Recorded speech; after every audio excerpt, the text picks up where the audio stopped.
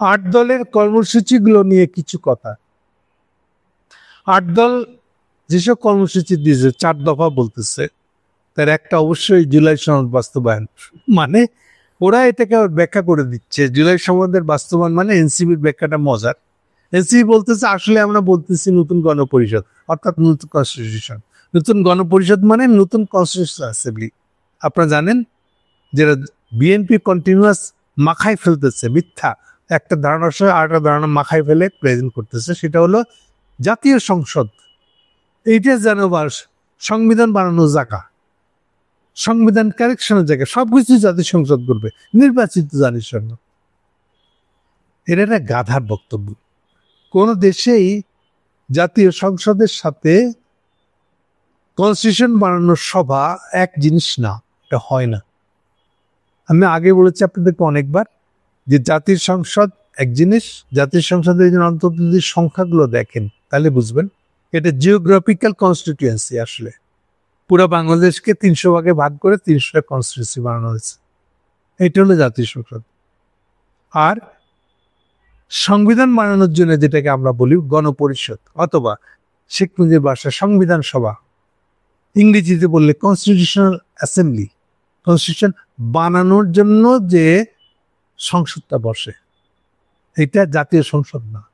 সেখানে প্রতিনিধিত্ব থাকে, জিওগ্রাফিক্যাল তো থাকেই, প্লাস পেশাদার থাকে, সোশ্যাল গ্রুপের প্রতিনিধিত্ব থাকে।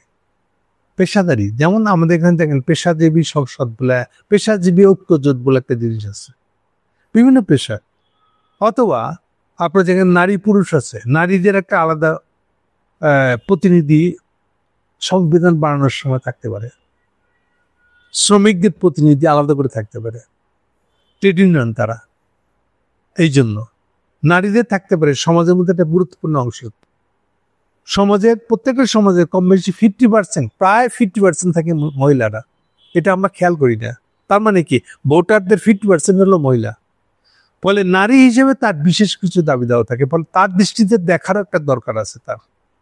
ফলে সেই কারণে কনস্টিটিউশন বানানোর সময় নারীদের আলাদা প্রতিনিধি থাকতে পারে।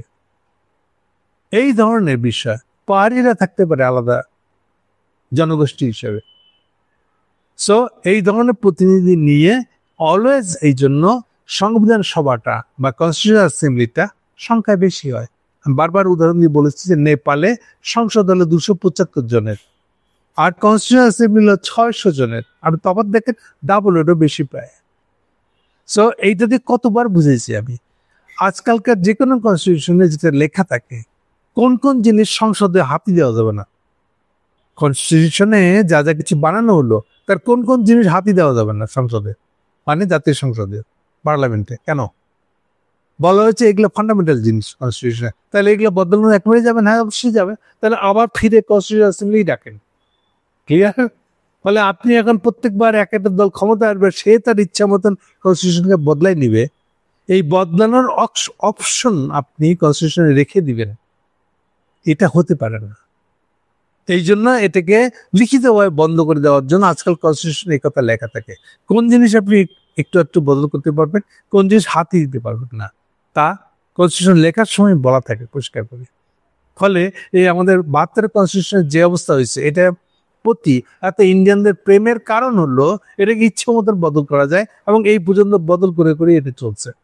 সো এর এই স্বভাব বৈশিষ্ট্য যা লেখা আছে সেটা বদলাতে চায় মানুষ, বা বদলাতেই হবে আসলে, নাহলে বাংলাদেশে কনস্টিটিউশন থাকবে না। এবং ইন্ডিয়ানদের এত প্রেম প্রীতি 72 কনস্টিটিউশনের প্রতি মূল কারণ হলো এটা, যে তারা আবার ফিরে এসে আবার যা খুশি যেভাবে খুশি এটাকে সাজিয়ে দিতে পারবে। এনিওয়ে, যে কথা বলতেছিলাম, যেখান থেকে এত কথা আসছিল আসলে, এখন এ তো গেল এদিকটা। আর একটা হলো যে তাদের পিয়ার নিয়ে তারা কি করবে।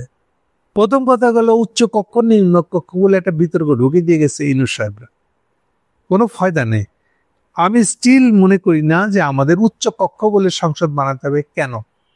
এটা না ইউনূস সাহেব না আলী রিয়াজ কখনো পরিষ্কার করেছে কেন দরকার এটা আমাদের, তা নিয়ে কোনো কথা বলে নাই। মূলত উচ্চ কক্ষ রাখারই দরকার আমি দেখি না আজ পর্যন্ত কেউ জাস্টিফাই করতে পারে নাই যে উচ্চ কক্ষ বলে আলাদা একটা সংসদের করার দরকারটা কি আছে। এটা করলে হাসিনার শাসন, হাসিনার মতন শাসন ফিরে আসবে না এমন কোনো যুক্তি কেউ দিতে পারে নাই। তাহলে পিয়ার করছেন কেন? কেউ এটা নিয়ে কোনো কথা বলতে চায় না। এটা পিছনের মানে জাস্টিফিকেশন কি কেউ বলতে চায় নাই, কিন্তু এটা মজার কাহিনী করছে। তো যেহেতু আলী রিয়াজ সাহেব প্রস্তাব করে হারাইছে, এখন কোনো প্রস্তাবেই না হ্যাঁ দেয় নাই, এটা তো খারাপ দেখায়। তো রাজনীতির দল করছে কি, যা এটা অগুরুত্বপূর্ণ জিনিস, যা রাজি হয়ে গেল। এই জন্য এমন একটা দল খুঁজে পাওয়া যায় নাই যে উচ্চ কক্ষ নিয়ে কোনো আপত্তি করছে।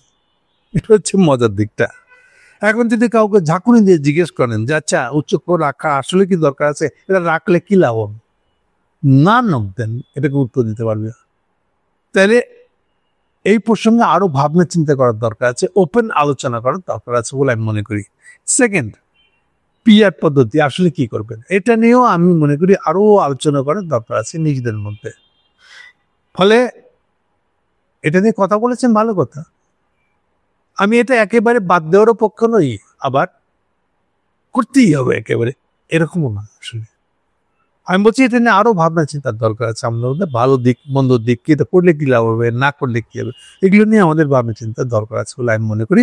ওপেন আলোচনা হওয়া দরকার এগুলো নিয়ে, যাতে এটা নিয়ে একটা পরিষ্কার সিদ্ধান্ত নিতে পারি। আমরা অযথা টাকা খরচ করে ফেলি না রাষ্ট্রের। কারণ আরেকবার যদি 100 আসনের করেন আপনি একটা উচ্চ কক্ষ, এর তো একটা খরচ আছে। আপনি রাষ্ট্রের উপরে এইসব খরচের দায় কেন চাপাবেন অপ্রয়োজন? এটা থেকে বেটার আমার কাছে মনে হচ্ছে যেটা,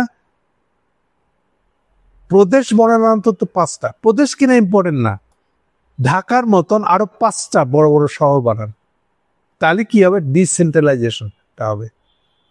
এটা অনেক বেশি গুরুত্বপূর্ণ। ওই শহরগুলো, নতুন 5টা শহরকে, নতুন 4টা শহরকে কেন্দ্র করে লোকজন আর সব লোক ঢাকাতেই আসতে হবে, এই আগ্রহটা কমে যাবে। কেন? কারণ ঢাকাতে আসে মূলত কেন, একটা বেটার লাইফ, ভালো হসপিটাল, ভালো ইউনিভার্সিটি, ভালো মেডিকেল পড়ার জন্য। তাহলে এই জিনিসগুলো আমরা যদি ওই 4টা, এই ঢাকা ছাড়া যে বাকি 4টার কথা বলছে, সেখানে কিন্তু ডেভেলপ করতে পারি, তো অটোমেটিক্যালি তার আর এই সবাইকে ঢাকাতেই জড়ো হতে হবে, ঢাকাতেই জমির দাম বাড়াইতে হবে, এটার দরকার পড়বে না তার। শুনে এগুলো নিয়ে আমাদের চিন্তা ভাবনা করা উচিত বলে আমার কাছে মনে করি। Thank you.